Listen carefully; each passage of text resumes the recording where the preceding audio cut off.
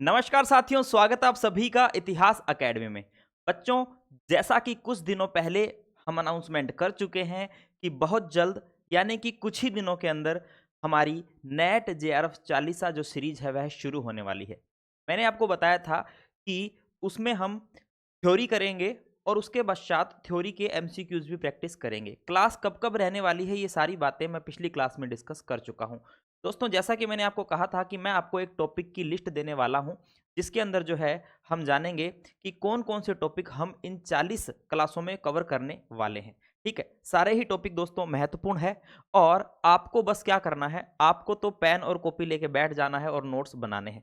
दोस्तों, आज जो है हम टॉपिक की लिस्ट जो है वो आपको देने जा रहे हैं और यह जो पीडीएफ है ये आपको हमारे टेलीग्राम पर भी मिल जाएगी। चलिए दोस्तों, तो शुरू करते हैं आज की क्लास। देखिए, net JRF Chalisa topic list यानी कि इसमें वे टॉपिक हैं जो हम आने वाले समय में जून के एग्जाम को टारगेट करते हुए पूरा करने वाले हैं। देखिए दोस्तों, कौन कौन से टॉपिक हमारे द्वारा सिलेक्ट किए गए हैं। प्राचीन भारत में अलग है, मध्यकालीन में अलग है और आधुनिक में अलग है। देखिए, प्राचीन भारत के इतिहास में एक हम महापाषाण संस्कृतियां जो है दोस्तों, रुकिए एक बार, महापाषाण संस्कृतियां जो है इसको कवर करने वाले हैं। याद रखिएगा, महापाषाण संस्कृतियों से बहुत सारे क्वेश्चन आते हैं। हम देखते हैं अलग अलग प्रकार की संस्कृतियां हैं, कुछ डोलमेन प्रकार की संस्कृति होती है ना, कुछ अलग अलग प्रकार की जो है महापाषाणिक समाधियां हमें देखने को मिलती है। महापाषाण संस्कृतियों में हम महापाषाणिक समाधियों का अध्ययन करने वाले हैं। इसी के साथ दोस्तों मृदभांड संस्कृतियां, कौन से मृदभांड किस संस्कृति से संबंधित है, अच्छे से अध्ययन करेंगे। बौद्ध साहित्य को हम गहराई से जानेंगे दोस्तों, बौद्ध साहित्य से क्वेश्चन पूछे जाते हैं और जैन धर्म की शिक्षाएं काफी महत्वपूर्ण है, जैन धर्म की शिक्षाएं हम जानने वाले हैं। उसके पश्चात मौर्य प्रशासन, मौर्य प्रशासन दोस्तों जो कि अपने आप में एक बहुत ही बड़ा प्रशासन माना जाता है। महत्वपूर्ण जो अधिकारी हैं और महत्वपूर्ण प्रशासनिक गतिविधियां जो है वो हम इसमें जानने वाले हैं। कुषाण वंश को पूरा अच्छे से देखेंगे, कुषाण वंश की स्थापना से लेकर और पूरा आगे तक की हम बात करें तो कला, स्थापत्य, अर्थव्यवस्था, बिकॉज दोस्तों यहाँ से क्वेश्चन बहुत आते हैं और स्पेशली सिक्कों से लेकर तो यहाँ से प्रश्न बहुत ज्यादा बनते हैं। आइए, उसके पश्चात देखिए दोस्तों, संगमकालीन अर्थव्यवस्था, संगमकालीन अर्थव्यवस्था को हम जानने वाले हैं। दक्षिण भारत की महत्वपूर्ण अर्थव्यवस्था दोस्तों हम जानेंगे। इसके तहत हम महत्वपूर्ण बंदरगाहों का अध्ययन करेंगे जिसके माध्यम से संगम काल के अंदर जो है व्यापार व्यवसाय हुआ करता था। इसी के साथ गांधार व मथुरा कला दोस्तों, ये एक बड़ा ही महत्वपूर्ण टॉपिक है। दोस्तों, कला को जो है, कला और स्थापत्य और विज्ञान प्रौद्योगिकी, यहाँ से प्रश्न आने वाले समय में बहुत ज्यादा बन रहे हैं, बनेंगे, डेफिनेटली बनेंगे।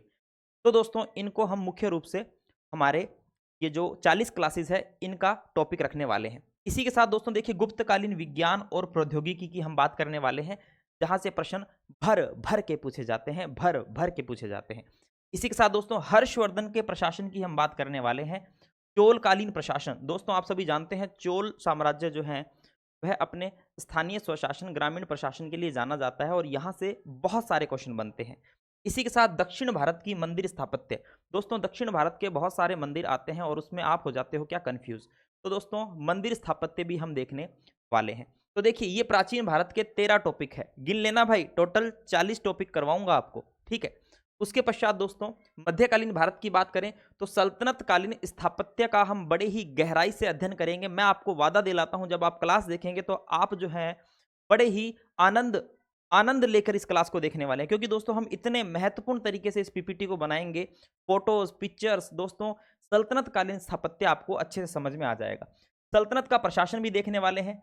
और दोस्तों इसी के साथ सल्तनत काल में मुख्य रूप से जो सूफी सिलसिले हमें देखने को मिलते हैं दोस्तों, चिश्ती और सुर्रावर्दी सिलसिले, ये दो महत्वपूर्ण सिलसिले हैं।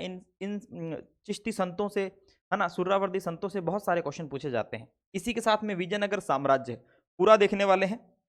विजयनगर साम्राज्य की राजनीतिक इतिहास, आर्थिक इतिहास और दोस्तों इसी के साथ में विजयनगर साम्राज्य के साथ साथ हम पैरेलल बहमनी साम्राज्य का भी अध्ययन थोड़ा बहुत कर लेंगे। मराठा प्रशासन जानने वाले हैं, इसी के साथ मुगल प्रशासन जानने वाले हैं। अब देखिए दोस्तों, यहाँ पर सल्तनत काल का प्रशासन हम देख लेंगे, हम मुगल काल का प्रशासन देख लेंगे और आप सभी को पता है यहीं से क्वेश्चन बनते हैं डेफिनेटली, प्रशासन से। और इसी के साथ मुगल कालीन चित्रकला, अब वो चित्रकला दोस्तों बाबर से लेके आगे औरंगजेब काल के तक, है ना, चित्रकला के पतन तक हम देखने वाले हैं। आइए, 7 टॉपिक हो गए। उसके बाद देखिए दोस्तों मुगल कालीन शिक्षा, जी हाँ दोस्तों, मदरसा की जो शिक्षा है, ठीक है ना, उस पर भी हम गहराई से अध्ययन करने वाले हैं। मुगल कालीन प्रौद्योगिकी का विशेष रूप से हम अध्ययन करने वाले हैं। दोस्तों आप सभी को पता है प्रौद्योगिकी के अंदर हम बहुत सारी चीज़ों का अध्ययन करते हैं। हम रहट की बात करते हैं मुख्य रूप से दोस्तों ना, बाबर की जो बाबरनामा है तुझु के बाबरी, उसमें भी उसका उल्लेख मिलता है। और भी बहुत सारी प्रौद्योगिकी की चीज़ें हैं, उसका हम अध्ययन करने वाले हैं। अकबर की धार्मिक नीति को महत्वपूर्ण रूप से देखेंगे। धार्मिक नीति के तहत हम देखेंगे कि अकबर जो है उसने जो है राजपूतों के साथ उसके कैसे संबंध थे, उसने स्वयं का धर्म भी चलाया था, मजहर की घोषणा की थी। सारी बातें हम इस धार्मिक नीति के तहत जानने वाले हैं। अकबर कालीन स्थापत्य, दोस्तों बहुत सारे क्वेश्चन आते हैं कि अकबर काल की जो स्थापत्य कला है उसकी क्या क्या विशेषताएं हैं। हाल ही के बहुत सारे एग्जाम्स में भी क्वेश्चन पूछे गए हैं। उत्तर मुगल कालीन प्रशासन की बात करने वाले हैं। कहने का मतलब है उत्तर मुगल कालीन शासक, है ना, उत्तर मुगल कालीन शासक की हम बात करेंगे यहाँ मुख्य रूप से, जिसके अंदर दोस्तों हम सारे जो मुख्य रूप से उत्तर मुगलकालीन शासक है औरंगजेब की मृत्यु के बाद के, उनका गहराई से अध्ययन करने वाले हैं। शाहजहां काल की स्थापत्य की भी बात करेंगे और देखिए अकबर काल की स्थापत्य भी आ जाएगी, क्योंकि दोस्तों मध्यकालीन भारत के अंदर मैंने ये नोटिस किया है कि चित्रकला स्थापत्य कला से बहुत ज्यादा क्वेश्चन आते हैं, इसलिए दोस्तों ये टॉपिक मैंने लिए हैं। मनसबदारी व्यवस्था को बड़े ही गहराई से हम जानने वाले हैं। फिर चाहे वो कोई भी शासक हो मुगल काल का, है ना, स्टार्टिंग से लेके दोस्तों अंत तक मनसबदारी व्यवस्था को बड़े ही गहराई से जानेंगे। वैसे तो मैंने आपको अश्वमेध सीरीज में भी समझाया था, लेकिन दोस्तों यहाँ भी समझाने वाला हूँ। आधुनिक भारत के इतिहास की बात करें तो देखिए दोस्तों, भारत में ब्रिटिश नीतियों की हम बात करने वाले हैं। इन नीतियों के तहत दोस्तों हम हर प्रकार की नीति देखेंगे, चाहे वो रिंग फेंस की नीति हो, चाहे दोस्तों वो सहायक संधि हो, चाहे वो गोद निषेध प्रथा हो, ठीक है ना, किसी भी प्रकार की ब्रिटिशर्स की जो नीति थी, जो पॉलिसी थी इंडिया के प्रति दोस्तों, उसकी हम बात करने वाले हैं। 1857 के विद्रोह को हम गहराई से जानेंगे। 1919 का अधिनियम और 1935 का अधिनियम, क्योंकि दोस्तों हमारे सिलेबस के अंदर यूनिट 1 के अंदर संवैधानिक परिवर्तन के अंदर 3 महत्वपूर्ण जो है अधिनियम दिए गए हैं। एक मार्लेमेंटो अधिनियम है, एक मोंटेग्यू चेम्सफोर्ड अधिनियम है 1919 वाला, मार्लेमेंटो 1909 वाला, और दोस्तों एक 1935 का अधिनियम, जिसमें भी दोस्तों 2 महत्वपूर्ण अधिनियम 1919 और 1935, इन दोनों को हम बड़े ही अच्छे से जानने वाले हैं। हम ब्रिटिश शिक्षा नीति को जानेंगे कि ब्रिटिश काल में कौन कौन से शिक्षा संबंधी आयोग आए थे, उनमें क्या क्या प्रावधान थे। इसी के साथ दोस्तों हम स्त्रियों से संबंधित ब्रिटिश कानून की बात करने वाले हैं। देखिए दोस्तों, आपके सिलेबस में सीधा सीधा मेंशन किया गया है कि महिलाओं से संबंधित ब्रिटिश कानून, तो दोस्तों यहाँ से क्वेश्चंस भी आते हैं। और साथ ही साथ दोस्तों हम ब्रिटिश काल में पत्रकारिता की भी बात करने वाले हैं, याद रखिएगा। फिर देखिए दोस्तों, और कौन से टॉपिक की हम बात करेंगे।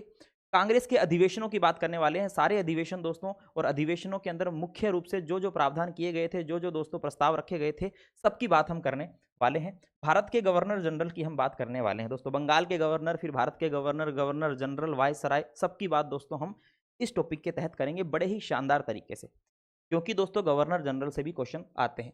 फिर दोस्तों गांधी जी के आंदोलन, यानी कि गांधी जी के भारत में आगमन के पश्चात क्या क्या आंदोलन हुए, गांधी जी के सत्याग्रहों की बात करने वाले हैं दोस्तों, ठीक है, अच्छे से जानने वाले हैं। इसमें दोस्तों मॉडर्न इंडिया बहुत इंपॉर्टेंट क्वेश्चन आते हैं गांधी जी से संबंधित, है ना। और दोस्तों इस बार बड़े ही आराम से पढ़ेंगे, जल्दबाजी वाला सीन नहीं है। पिछली बार दोस्तों ऐसा था कि भाई मैराथन लेनी थी और थोड़ा समय कम बचा था, लेकिन दोस्तों अभी समय काफी है, टेंशन वाली बात नहीं है। राष्ट्रीय आंदोलन में महिलाओं की भूमिका पर बात करने वाले हैं दोस्तों, क्योंकि हमारे सिलेबस में सीधा सीधा मेंशन किया गया है। कारखाना अधिनियम, जो समय समय पर कारखाना अधिनियम आए, जिसमें दोस्तों जो कारखाना में कार्य करने वाले जो मजदूर हैं उनके घंटों में कमी की गई, है ना। और दोस्तों अलग अलग प्रावधान कारखानों संबंधी सबकी हम बात करने वाले हैं। आधुनिक भारत में चित्रकारी, दोस्तों चित्रकारी की भी बात करेंगे, क्योंकि हमारे सिलेबस में स्पेशली टॉपिक मेंशन किया गया है। और यहाँ से जो है बच्चों को बड़ी तकलीफ होती है, चीज़ें मिलती ही नहीं है बच्चों को, बच्चे सोचते हैं कहाँ से पढ़ें, क्या पढ़ें। तो दोस्तों यहाँ पर एक महत्वपूर्ण क्लास इसको लेकर होगी, उसे देख जाना। आपका काम जो है दोस्तों 90% तो बन ही जाएगा, 10% अब कुछ कह नहीं सकते, है ना। चलिए, तो इस प्रकार दोस्तों देखिए, यहाँ पर 13 टॉपिक तो आपको मिलेंगे आधुनिक भारत के। मैंने मध्यकालीन भारत के 14 टॉपिक लिए हैं, और दोस्तों 13 टॉपिक आपको मिल जाएंगे प्राचीन भारत के। इस प्रकार दोस्तों टोटल कितने हो जाएंगे भाई, 40 टॉपिक हो जाएंगे, गिन लेना भाई, ठीक है ना। 13, उसके बाद दोस्तों 13 13 कितने होते हैं, 26 होते हैं। और दोस्तों 14 टॉपिक इसके हैं, ठीक है। 26 और 4 हमारे हो गए कितने दोस्तों, 30 और 10 40, ठीक है। तो ये हो गए हमारे टोटल 40 टॉपिक। और दोस्तों इन 40 टॉपिकों का हम अध्ययन करने वाले हैं आने वाले जून तक बड़े ही गहराई से। न सिर्फ थ्योरी को पढ़ेंगे दोस्तों, थ्योरी के साथ साथ MCQ प्रैक्टिस भी करने वाले हैं। जैसे कि दोस्तों हमने पीछे हमारे सारी बातें, सारी क्लासेस पूरी की थी, वैसे ही बड़े ही विधिवत रूप से इन क्लासेस को भी पूरा करने वाले हैं। और जो एप्लीकेशन पे हमारे बच्चे हैं, चिंता मत कीजिए, क्लासेस एप्लीकेशन पर भी अब रेगुलर रहने वाली है, हो ही रही है दोस्तों।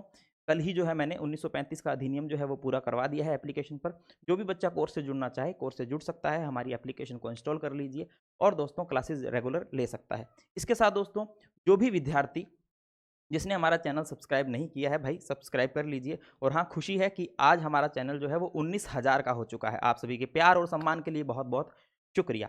जिसको भी दोस्तों हमारी नोटिफिकेशंस नहीं मिलते हैं तो हमारे टेलीग्राम को ज्वाइन कर लीजिए, क्योंकि वहाँ पर जो है मैं नोटिफिकेशंस आने वाली क्लासेस के बारे में चर्चा बच्चों से करता रहता हूँ। तो दोस्तों उम्मीद करता हूँ कि ये क्लास आपको बहुत अच्छी लगी होगी, यानी कि इन टॉपिक्स के बारे में जान के आपको बहुत अच्छा लगा होगा। चलिए दोस्तों, तो बस अब कुछ ही दिनों में टेलीग्राम पर घोषणा कर दूंगा कि क्लास कब से शुरू होने वाली है। पूरा टाइम टेबल, पूरा स्केड्यूल आपको मैं देने वाला हूं। तो दोस्तों तैयार हो जाइए, कमर कस लीजिए जून 2025 के लिए नेट जेआरएफ 40सा।